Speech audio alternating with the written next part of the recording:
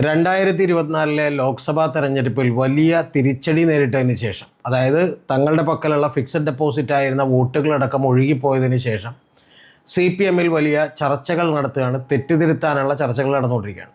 ആ ചർച്ചകളുടെ ഭാഗമായി നമുക്കറിയാം, എല്ലാ ജില്ലാ കമ്മിറ്റികളിലും തന്നെ അതിനിശ്ചിതമായിട്ടുള്ള വിമർശനങ്ങളാണ് ഉന്നയിച്ചുകൊണ്ടിരിക്കുന്നത്. കോട്ടയത്താണെങ്കിലും ഇടുക്കിയിലാണെങ്കിൽ പോലും എല്ലാം തന്നെ പിണറായി വിജയനെ സപ്പോർട്ട് ചെയ്യാൻ ആരും വരുന്നില്ല എന്ന് മാത്രമല്ല, അദ്ദേഹത്തിനെതിരെ പോലും വലിയ അതിനിശ്ചിതമായ വിമർശനമാണ് ജില്ലാ കമ്മിറ്റി മെമ്പർമാരൊക്കെ ഉന്നയിക്കുന്നത്. ഇതിൽ ഏറ്റവും പ്രധാനപ്പെട്ട ഒരു വിമർശനം ഉന്നയിച്ചതായി മാധ്യമങ്ങളൊക്കെ റിപ്പോർട്ട് ചെയ്തത് കരമന ഹരി എന്ന് പറയുന്ന തിരുവനന്തപുരം ജില്ലാ കമ്മിറ്റിയൊക്കെ ഉന്നയിച്ച ഒരു വിമർശനമാണ്. അദ്ദേഹം ഉന്നയിച്ചത്, തലസ്ഥാനത്തൊരു വ്യവസായിക്ക് മുഖ്യമന്ത്രിയുടെ അടുക്കള വരെ കയറി ചെല്ലാനുള്ള ഒരു സ്വാതന്ത്ര്യമുണ്ട് എന്നാണ് പറഞ്ഞിരുന്നത്. അപ്പോൾ ആ കരമനഹരി ഉദ്ദേശിച്ചത് ആരെയാണ് എന്നുള്ളത് തെളിച്ച് പറയണമെന്ന് പറഞ്ഞ് M സ്വരാജ് എന്ന് പറയുന്ന സംസ്ഥാന സെക്രട്ടേറിയറ്റ് മെമ്പർ അന്ന് തന്നെ വലിയ തോതിൽ അവിടെ സംസ്ഥാന കമ്മിറ്റിയിൽ ചർച്ച ചെയ്തു എന്നാണ് നമ്മൾ അറിഞ്ഞത്.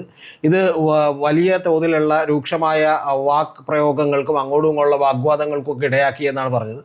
അപ്പോൾ കേരളം മുഴുവൻ ആലോചിച്ചുകൊണ്ടിരുന്നൊരു കാര്യം, ആരാണ് ഈ മുഖ്യമന്ത്രിയുടെ അടുക്കള വരെ കയറി ചെല്ലാൻ കഴിയുന്ന ഒരു വ്യവസായി എന്നുള്ളതാണ്. ഇപ്പോൾ നമുക്ക് മനസ്സിലാക്കാൻ കഴിയുന്നത്, ആ വ്യവസായി എന്ന് പറഞ്ഞ് കരമന ഹരി ഉദ്ദേശിച്ചിട്ടുള്ളത് ചൈന സുനിൽ എന്ന് പറയുന്ന ഒരു അബ്കാരി മുതലാളിയാണ്. അദ്ദേഹം federation of Kerala hotel and restaurant അസോസിയേഷൻ്റെ പ്രസിഡൻ്റാണ്. ഹോട്ടൽ അസോസിയേഷൻ്റെ, അതായത് ബാർ ഹോട്ടൽ ഉടമകളുടെയൊക്കെ ഒരു അസോസിയേഷൻ ഉണ്ട്, ആ അസോസിയേഷൻ്റെ പ്രസിഡൻ്റാണ്.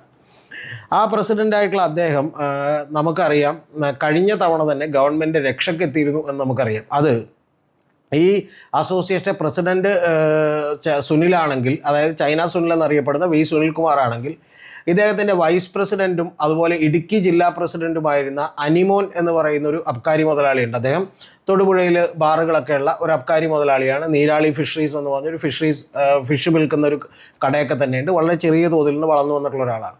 അപ്പോൾ അദ്ദേഹം ഈ അവിടുത്തെ എക്സിക്യൂട്ടീവ് കമ്മിറ്റി മെമ്പർമാർക്കും അതുപോലെ മെമ്പർമാർക്കും ഒരു ശബ്ദരേഖ ഇട്ടിരുന്നു. ആ ശബ്ദരേഖ വോയിസ് ക്ലിപ്പ് പുറത്തേക്ക് വന്നിരുന്നു. പുറത്തേക്ക് വന്നത് നമ്മളെല്ലാവരും കേട്ടതാണ്.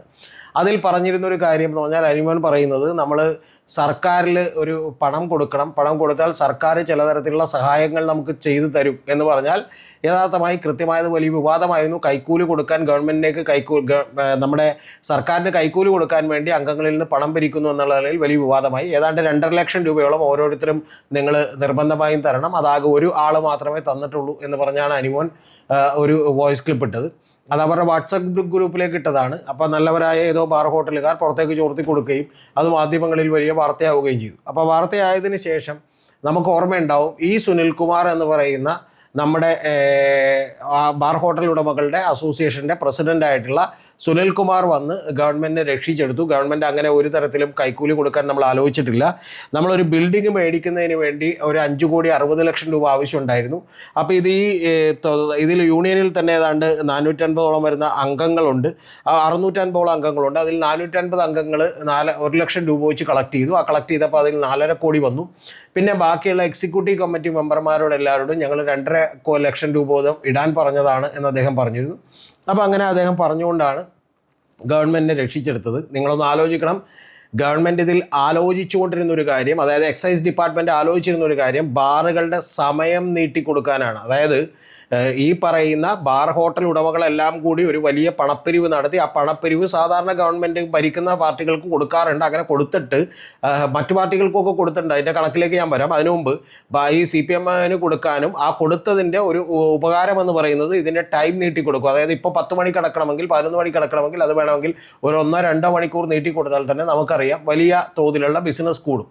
രണ്ടാമത്തത് ഡ്രൈ ഡേ മാറ്റിക്കൊടുക്കാൻ തീരുമാനിച്ചിരുന്നു. മൂന്നാമത്തത് ഇവരുടെ ലൈസൻസ് ഫീസുകളിൽ ഇളവിന് വരുത്താൻ പറ്റില്ല. പക്ഷേ ബാബു ആയിരുന്നപ്പോൾ ഇളവ് പോലും കൊടുത്തിട്ടുണ്ട്. ഇളവ് എന്തായാലും വരുത്താൻ പറ്റില്ല. പക്ഷേ നമുക്കറിയാം ഇത് ഇനി ഫീസ് വലിയ തോതിൽ വർദ്ധിപ്പിക്കാതിരിക്കാൻ ഇങ്ങനെയുള്ള ചില ചെറിയ സൗകര്യങ്ങൾ പാവം പിടിച്ച ദുരിതം അനുഭവിക്കുന്ന ബാർ മുതലാളിമാർക്ക് വേണ്ടി ചെയ്യാൻ ഗവൺമെൻറ് തീരുമാനിച്ചിരുന്നു എന്ന് പറയുന്ന ആരോപണമാണ് പുറത്തേക്ക് വന്നത്. പക്ഷേ സുനിൽകുമാർ ചെന്നിട്ട് പറഞ്ഞു, അങ്ങനെ ഒരു ആരോപണവുമില്ല, ഞങ്ങൾ ആർക്കും പണം കൊടുക്കാൻ തീരുമാനിച്ചിട്ടില്ല, ഈ കെട്ടിടം മേടിക്കുന്നതിന് വേണ്ടി മാത്രമാണ് ഈ പണപ്പിരിവ് നടത്തിയത് എന്നാണ് അദ്ദേഹം പറഞ്ഞത്. അപ്പോൾ ഈ സുനിൽകുമാർ ആണ് ഇപ്പോൾ മുഖ്യമന്ത്രിയുടെ അടുക്കള വരെ കയറാൻ സ്വാധീനമുള്ള ഒരു വ്യവസായിയായി നമുക്കറിയാൻ കഴിയുന്നൊരു കാര്യം. ഇദ്ദേഹത്തിന് 3 ബാർ ഹോട്ടലുകളുണ്ട്. അതിലേതൊരെണ്ണമൊക്കെ വിറ്റു എന്ന് കേൾക്കുന്നു. പക്ഷേ വലിയ ഹോട്ടലുകളാണ്, വലിയ സമ്പന്നനായിട്ടുള്ളൊരു മനുഷ്യനാണ്.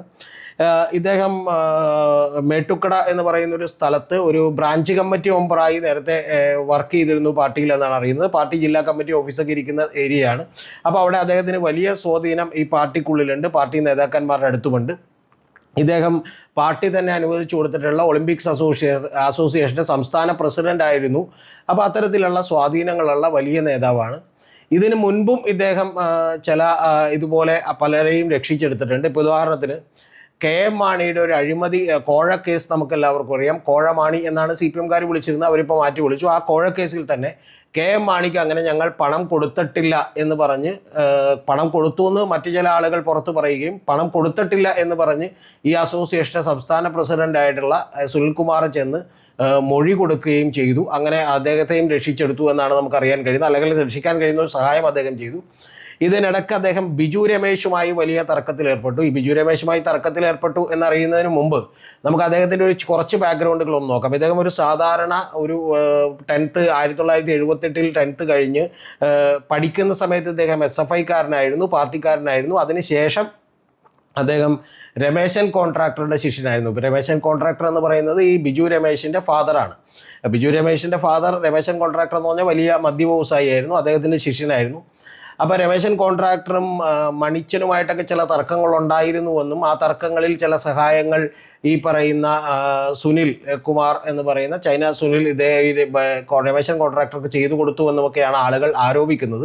നമുക്കതിൻ്റെ സത്യം അറിയില്ല. പക്ഷേ എന്താണെങ്കിലും രമേശൻ കോൺട്രാക്ടർ ഇദ്ദേഹത്തെ സഹായിച്ചത് കൊണ്ട് ഇദ്ദേഹം ഒരു അബ്കാരി കോൺട്രാക്ടറായി മാറുകയും പിന്നീട് ഇപ്പോൾ 3 ഹോട്ടലുകൾ നടത്തി വലിയ സമ്പന്നനും വലിയ വ്യവസായിയായി മാറുകയും ചെയ്തു. അപ്പോൾ അതിനിടയ്ക്കിൽ ഇദ്ദേഹം ബിജു രമേശിനെ തന്നെ തള്ളി പറഞ്ഞിരുന്നു. കാരണം ബിജു രമേശ് പറയുന്നതൊന്നും വിശ്വസിക്കാൻ കഴിയില്ല. കാരണം ബിജു രമേശാണ് ഈ പറയുന്ന KM മാണിക്ക് കോഴ കൊടുത്തിരുന്നു എന്ന് പറഞ്ഞത്. അതുകൂടാതെ ബിജു രമേശ് മറ്റൊരു ആരോപണം കൂടി ഉന്നയിച്ചിരുന്നു. അത് രമേശ് ചെന്നിത്തലക്ക് ഇവർ 3 കോടി രൂപ കൊടുത്തിരുന്നുവെന്നും പിന്നെ രമേശ് ചെന്നിത്തല കാല് പിടിച്ച് പുറത്തു പറയല്ലേ എന്ന് പറഞ്ഞതുകൊണ്ടാണ് ഞാൻ പറയാതിരുന്നത് എന്നൊക്കെ പറഞ്ഞു. ഇത്തരം കാര്യങ്ങളെല്ലാം ഞങ്ങൾ ആർക്കും പണം കൊടുത്തിട്ടില്ലെന്നും കെ ബാബുവും അതുപോലെ KM മാണിയും ഇതുപോലെ ഈ പറയുന്ന രമേശ് ചെന്നിത്തലക്കുമെതിരെയൊക്കെയുള്ള ആരോപണങ്ങളെല്ലാം തള്ളിപ്പറയുകയും ഈ ബാർ ഹോട്ടൽ ഉടമകൾ ആർക്കും തന്നെ പണം കൊടുക്കാറില്ലെന്നും വളരെ ക്ലീനായി അവർ ബിസിനസ് നടത്തുന്ന ആളുകളാണെന്നുമാണ് നമ്മളോട് പറഞ്ഞത്. നമുക്ക് വിശ്വസിക്കാതെ വേറെ നിവൃത്തിയില്ല. നിങ്ങൾക്ക് എല്ലാവർക്കും അറിയാം. കാരണം ഞാൻ സുനിൽകുമാറിനെ പൂർണ്ണമായും വിശ്വസിക്കുന്നു. നിങ്ങൾക്ക് എല്ലാവർക്കും അറിയാം. കാരണം ഇതൊക്കെ സത്യമായിരിക്കുമെന്ന് കേരളത്തിൽ ജീവിക്കുന്ന അരിയാഹാരം കഴിക്കുന്ന എല്ലാവർക്കും തന്നെ കൃത്യമായിട്ട് അറിയാം. അപ്പോൾ ഇദ്ദേഹം ഈ സുനിൽകുമാർ ഇപ്പം നേരത്തെ പറഞ്ഞതുപോലെ മേട്ടുക്കട പരിസരത്ത് അവിടെയാണ് അദ്ദേഹത്തിൻ്റെ ഒരു ഹാങ് ഔട്ട് പ്ലേസ്, അവിടെയാണ് അദ്ദേഹം നിന്നിരുന്നത്.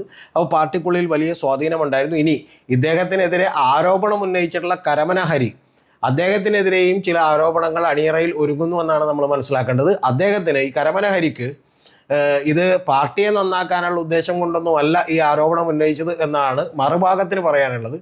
അവർ പറയുന്നത് ഈ കരമന ഹരി എന്ന് പറയുന്ന ഒരാൾ ശിവൻകുട്ടിയുമായും അതുപോലെ കടകംപള്ളി സുരേന്ദ്രനുമായിട്ടൊക്കെ നല്ല ബന്ധമുള്ള ഒരാളാണ്. സ്വാഭാവികമായിട്ടുള്ള കാര്യമാണ്. കാരണം അദ്ദേഹം ജില്ലാ കമ്മിറ്റി മെമ്പറാണ്. കൂടാതെ MA ബേബിയുമായി ഇദ്ദേഹത്തിന് നല്ല ബന്ധമുള്ളതാണ്. സ്ഥിരീകരിക്കാൻ കഴിയില്ലെങ്കിലും നമ്മൾ അറിഞ്ഞിട്ടുള്ളൊരു കാര്യം എന്ന് പറഞ്ഞാൽ ഇദ്ദേഹത്തിൻ്റെ ഒരു റിസോർട്ട് ഉണ്ടെന്നും, ഇനി ഇദ്ദേഹത്തിൻ്റെ പേരിൽ തന്നെയാണെന്ന് നമുക്കറിയില്ല, അദ്ദേഹത്തിന് ബന്ധമുള്ള ഒരു റിസോർട്ട് ഉണ്ടെന്നും ആ റിസോർട്ട് മറ്റൊരു അംഗപരിമിതൻ്റെ സ്ഥലം കയ്യേറി എന്ന് പറഞ്ഞൊരു പരാതി ഗോവിന്ദൻ മാഷക്ക് കൊണ്ട് അയാൾ കൊടുത്തുവെന്നും ഈ അംഗപരിമിതൻ കൊടുത്തുവെന്നും ആ കൊടുത്തപ്പോൾ ഗോവിന്ദൻ മാഷ് വിളിച്ച് ഇദ്ദേഹത്തെ ശാസിക്കുകയുണ്ടായി എന്നുമാണ് AK സെൻറ്ററിൽ നിന്നും നമുക്കറിയാൻ കഴിയുന്നൊരു കാര്യം. ഇത് അടുത്തൊരു കാര്യം എന്ന് പറയുന്നത് പാർട്ടിക്കുള്ളിൽ നിന്ന് തന്നെ അറിയാൻ കഴിയുന്നൊരു കാര്യമാണ്. AK സെൻറ്റർ എന്ന് ഞാൻ പറയുന്നില്ല. പക്ഷെ അടുത്തൊരു കാര്യം എന്ന് പറയുന്നത് ഇത് കൂടാതെ ഈ പറയുന്ന ഗോവിന്ദൻ മാഷും ഇദ്ദേഹവുമായി മറ്റൊരു യോഗത്തിൽ വെച്ച് വാക്കുതർക്കമുണ്ടായിട്ടുണ്ടെന്നും കൂടുതലൊന്നും പഠിപ്പിക്കാൻ വേണ്ടി വരണ്ട, കാര്യം പറയാനുള്ളത് പറഞ്ഞിട്ട് പോയാൽ മതി എന്ന് കരമന ഹരി പറഞ്ഞിട്ടുണ്ടെന്നും അതുകൊണ്ട് തന്നെ കരമന ഹരി ഈ സംസ്ഥാനത്തെ ഏറ്റവും പ്രമുഖരായിട്ടുള്ള നേതാക്കന്മാരുടെ ഒരു കണ്ണിലെ കരടാണെന്നും കേൾക്കുന്നു. അതുകൊണ്ട് ചിലപ്പോൾ കരമന ഹരിയെ പുറത്താക്കിയാലും നമ്മൾ അത്ഭുതപ്പെടേണ്ടതില്ല. അദ്ദേഹം BJP-യിലേക്ക് പോകും എന്നുകൂടി നമ്മൾ കേൾക്കുന്നു. എന്താണെങ്കിലും ഇതിൻ്റെ പിന്നിലുള്ളൊരു കാര്യം എന്ന് പറയുന്നത് ഈ രണ്ട് പല വെസ്റ്റഡ് ഇൻട്രസ്റ്റുകളുമുള്ള പല താല്പര്യങ്ങളും നിക്ഷിപ്ത താല്പര്യങ്ങളുമുള്ള സുനിൽകുമാറും അതുപോലെ കരമന ഹരിയുമായിട്ടുള്ള ഒരു അഭിപ്രായ വ്യത്യാസത്തിൻ്റെ പുറത്താണ് ഈ പറയുന്ന മുഖ്യമന്ത്രിയുടെ അടുക്കളയിലേക്ക് പോലും കയറി ചെല്ലാൻ പ്രാപ്തിയുള്ളൊരു വ്യവസായിയാണ് സുനിൽകുമാർ എന്ന് പേര് പറയാതെ തന്നെ ഈ കരമന ഹരി പറഞ്ഞിട്ടുള്ളത് എന്ന് നമ്മൾ മനസ്സിലാക്കണം. അല്ലാതെ ഈ ചർച്ചകളൊക്കെ കണ്ടിട്ട് CPM അങ്ങോട്ട് പിറ്റേ ദിവസം മുതൽ നന്നായി പോകും, അതുകൊണ്ട് ഇങ്ങനെയുള്ള വളരെ സംശുദ്ധമായിട്ടുള്ളൊരു വിമർശനമാണ് എന്ന് നിങ്ങളാരും തെറ്റിദ്ധരിക്കരുത്.